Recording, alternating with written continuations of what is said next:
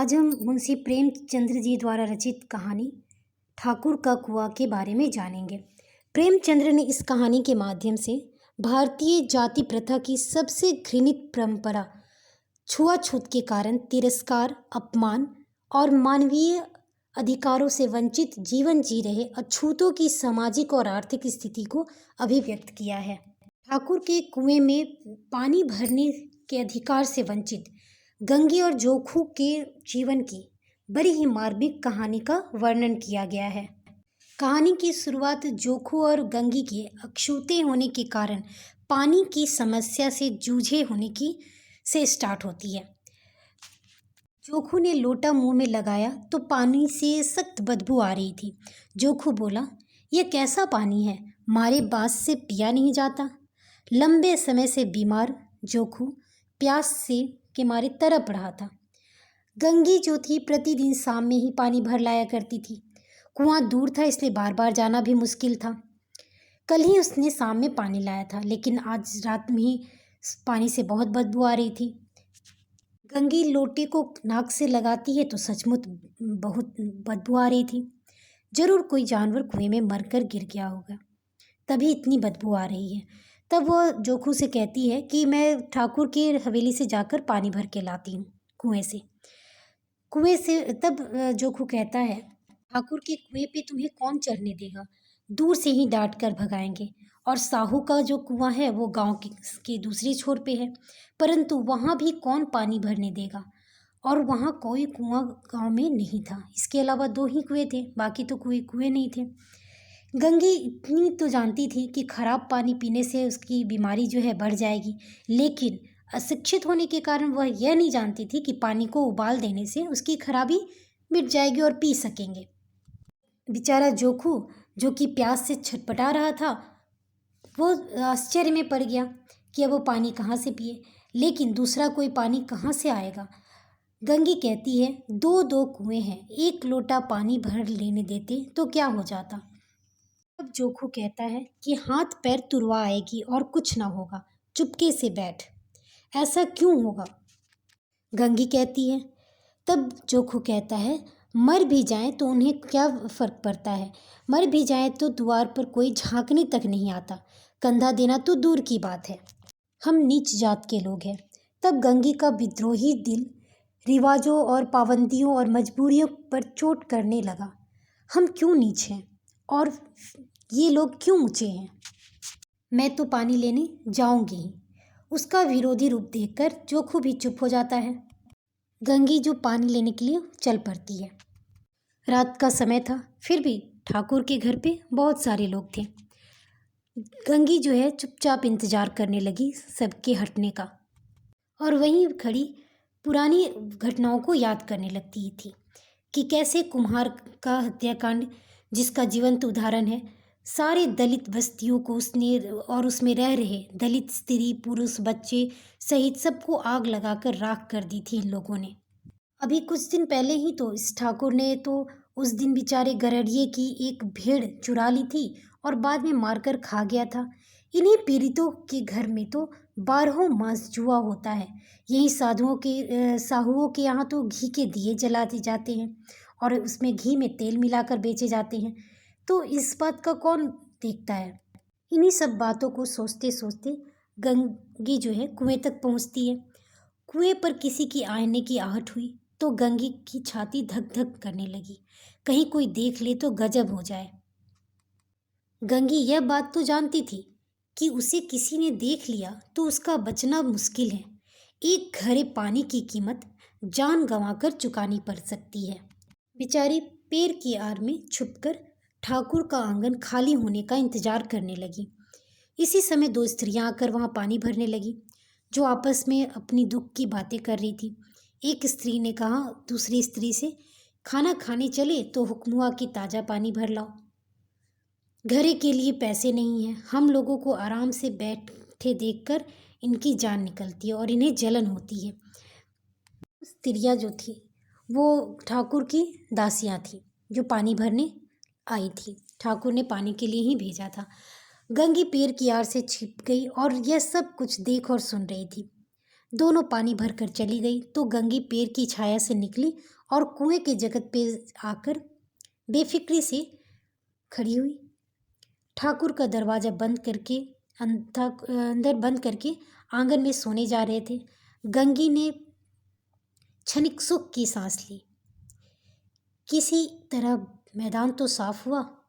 गंगी को इतना सुकून मिला कि जैसे वो पानी भर के चली ही जाएगी। बड़ी ही सावधानी और सूझबूझ के साथ उसने रस्सी का फंदा गले में डाला, दाएं बाएं चौकन्नी दृष्टि से देखा, जैसे कोई सिपाही रात को शत्रु के किले में सुराग के लिए जाता हो। मगर इस समय पकड़ी गई तो फिर उसके लिए माफ़ी या रियायत की रत्ती भर उम्मीद नहीं थी। अंत में देवताओं को याद करके उसने कलेजा मजबूत किया और घड़ा कुएं में डाल ही दिया। गंगी यह जानते हुए भी कि पकड़ी जाने पर उसे इसकी कृत्यता के लिए माफ़ी नहीं दी जाएगी, बल्कि जाति प्रथा की परंपरा को तोड़ने जैसा अपराध करने और परंपरागत हिंदू धर्म की रूढ़ियाँ, स्वर्णों की सत्ता, वर्चस्व और श्रेष्ठ ब्राह्मणवाद जैसी शक्तियों के खिलाफ जाने के कारण कठोर से कठोर दंड दिया जा सकता है। घड़े को पानी में डालकर उसने बहुत ही आहिस्ते से उसे ऊपर खींचा, जिससे कि कोई आवाज़ ना हो और ठाकुर या अन्य कोई सदस्य आकर उसे देख न ले। घड़े ने जो पानी में गोता लगाया, बहुत ही आहिस्ता, जरा भी आवाज़ ना हुई और गंगी ने अपनी काम शुरू किया। गंगी ने 2-4 हाथ जल्दी जल्दी मारे। घड़ा कुएं के मुंह तक पहुंचा।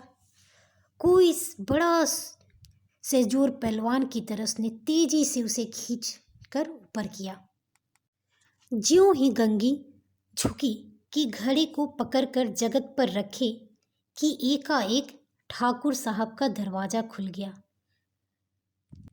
शेर का मुंह भी इससे अधिक भयानक न होगा, जितना कि देखकर गंगी डर चुकी थी।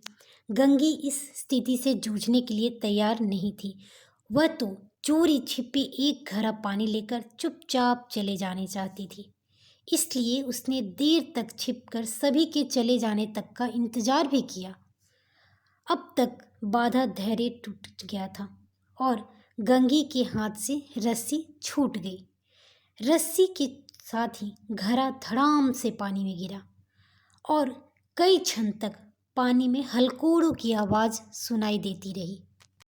गंगी में इतना साहस कहाँ से आता कि वो धर्म के रक्षक बनकर अपनी पूरी क्रूरता के साथ जाति प्रथा और छुआछूत को बनाए रखने के लिए खड़े ठाकुर का डटकर मुकाबला कर सकती।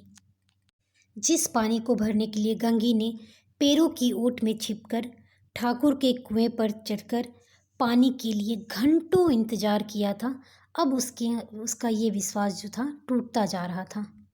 यथा स्थिति में लौटने के अलावा गंगी के पास दूसरा कोई पर्याय नहीं था। बेचारी हार मानकर लौट जाती है।